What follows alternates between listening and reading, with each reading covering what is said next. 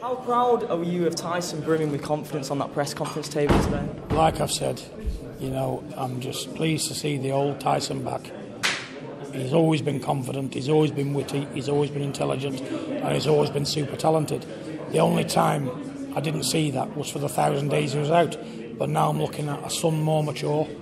He's benefited from the experience he's had, and he's come out the other side to a better person all round, physically and mentally. And he's back on form. He's got a dangerous opponent Saturday night, as you can see. He's as fit as a fiddle, poses a danger to anybody. I'm just happy to see him competing back where he belongs. And how aware were you of Seferi before this fight was made? I wouldn't have picked Seferi. It's against my judgment, I wouldn't have done it, but it's up to Tyson and Frank.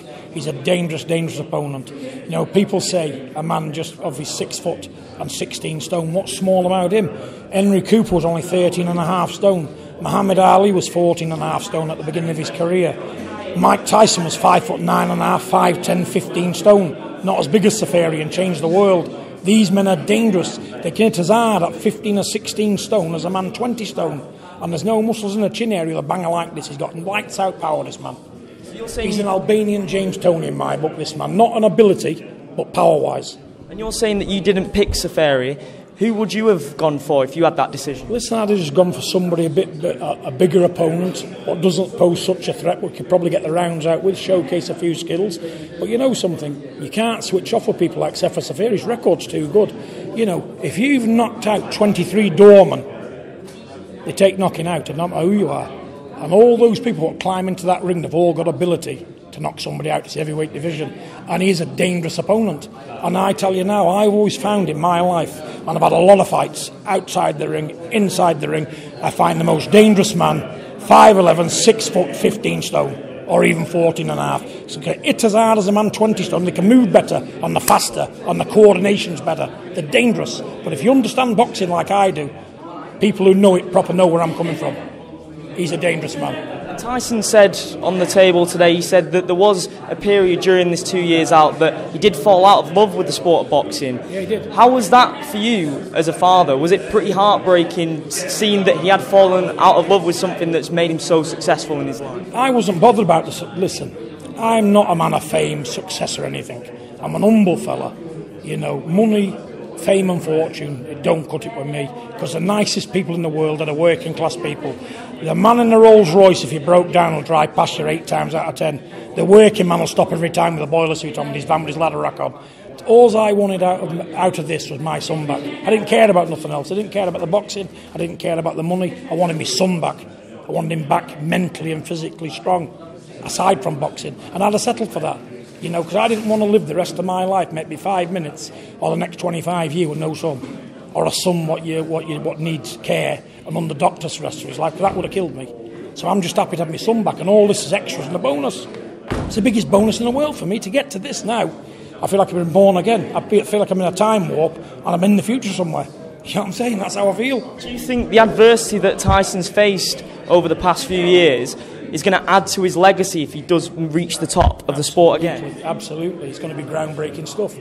People to be as low as him and been where he's at mentally, to come back to win those belts. And I do believe he will. That's a foregone conclusion. It's how he does it, when he does it. But in the meantime, we just want to get him rolling, get him back in the ring, get him used to everything again, and get him back to the top as safely and as sensible as we can, and I'm sure Frank can provide that on his side as well. Is the idea with Tyson right now to take the time and get the rounds in, as you said, and in terms of the quality of the opponents, are we expecting it to be at the same level of Seferi for the remainder of the year? This man here, that's why he's been picked, for the danger element and the toughness. He'll give Tyson rounds. Tyson, if he wasn't a superior boxer and superior mindset and as intelligent as he is, there's no way we'd pick him. No way. But Tyson, when he's switched on and doing things right, there's no heavyweight in the world can come close to him. I don't care who they are. It only takes a second to switch off and you've walked into someone. It's too late then. We can be driving down the road and running the back of a car. We've all done it. Bump, it's happened. It can happen to anybody. Anybody at all. We are 100% focused on Saturday night. We're not taking anything for granted with this man. There was also kind of questions of who Tyson was going to be with in terms of a promoter, and there were talks with Eddie Hearn that had been discussed. What was it about Frank that made you make that decision? I didn't make any decisions, as I say. It was up to Frank and Tyson. I was just in the background listening to all and giving my honest opinion.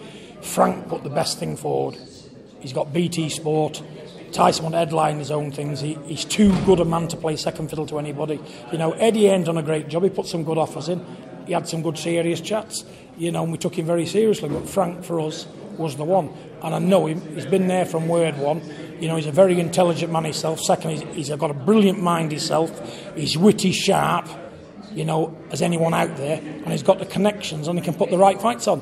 And as you can see, there's some great nights coming. Josh Warrington the other weekend in Leeds, fabulous, you know. They're Frank Warren nights, and I do believe we can excel that to another level with Frank Warren's help. You know, for us, he was the best man. He said what he was going to do. He was a man to his word, and you know I can't fault him for that. You know, and I'm happy. You can see Frank's laughing, smiling. I am. You know, Tyson is. You can tell if somebody's not happy just by looking at it. Body language says everything, doesn't it? And we're totally happy all around with Frank.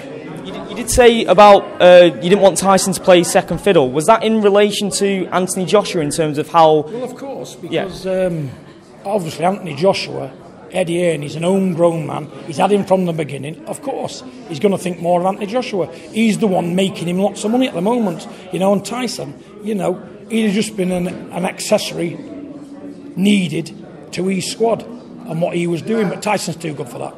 He wants to headline his own shows. BT Sports, give him that opportunity. Big up to BT Sport. Thank you very much, guys. You're doing a good job. The publicity is very well. The adverts are good. Everything's working well. I am so pleased with everything. Now, there's been a lot of back and forth between Tony Bellew and Tyson. And Bellew says that he'd have fought him in this return fight. And I'm sure he would. He wants to fight him in the next fight as well. Is that something that you're open to? With what? A possible fight with Bellew this year. Would that be something that you'd be open to? Listen, again, I can't do Frank's job. Frank has the last word and everything like that. If Frank wants to take Tony Bellew, that's up to Frank. If Tyson wants Tony Bellew, that's up to Tyson. But to me, you know, there's nothing wrong with Tony Bellew. He's as good an opponent as you can get. You know, but the only thing is, you shouldn't say you can beat one man and not two others who's worse than Tyson. That upset me, it hurt my feelings. Because I thought a lot of Tony Bellew, you know, and I still do. The kids are, he's a family man. And I know, but sometimes things can come out wrong. I've done it, I do it all the time. But I'm a father. Tony Bellew's a father. If anybody slates Tony's kids, he'll defend them. He's a dad like me. You know what I'm saying? I can understand that. And we're all fighting people. You know, there's one thing in life, we'll not have our kids put down. Because I look at Tyson, 6'9", 20 stone, he's still my baby. You understand? And I won't have him trash talked and I won't have him talked about like that by anybody. Because I think when a man's superior in the talent and the intelligence Tyson's got, he deserves 100% utmost respect, like we give everybody else. Treat people as you like to be treated yourself, normally, and give respect out. There are a lot of politics involved with that fight in terms of the different promoters. Obviously, Eddie Hearn and Frank Warren, it'd be difficult to get that fight made. I don't want to go into politics at all, to know nothing about it. I'm not a politician, I'm just a father.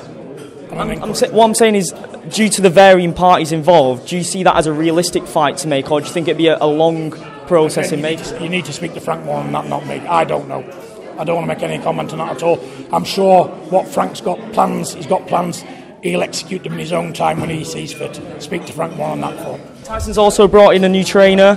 What sort of success has he brought to the training camp, and how has he developed Tyson as a fighter? Breath of fresh air, Ben. You know, he's doing a good job. He's under a lot of pressure. The world's looking at Ben Davison.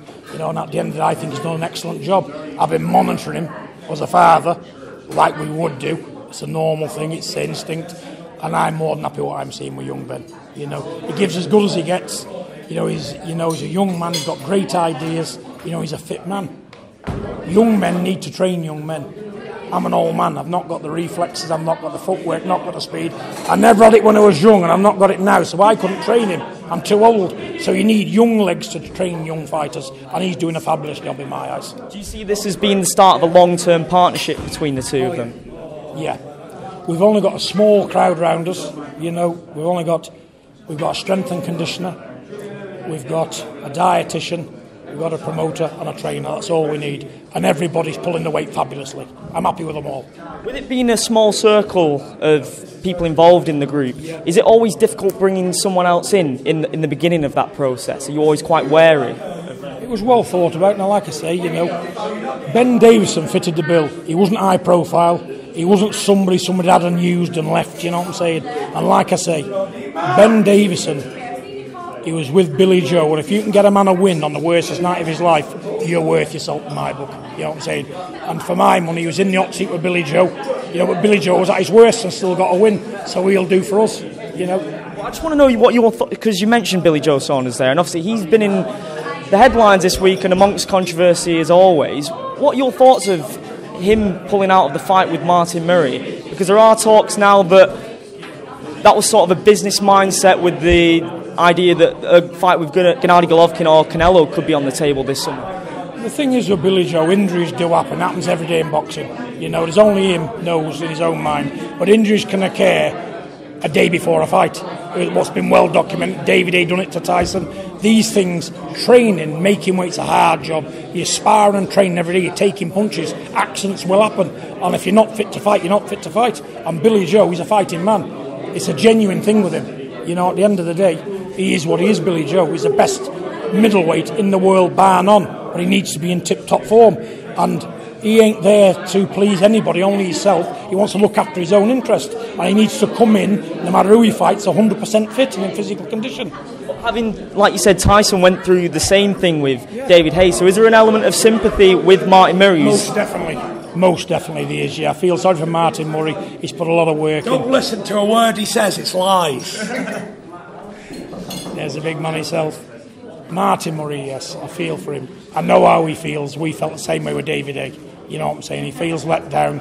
He might just feel isolated. But listen, good things come to those who wait. All we can do is say, we're sorry for him, you know what I'm saying, and his family. Because they all need money.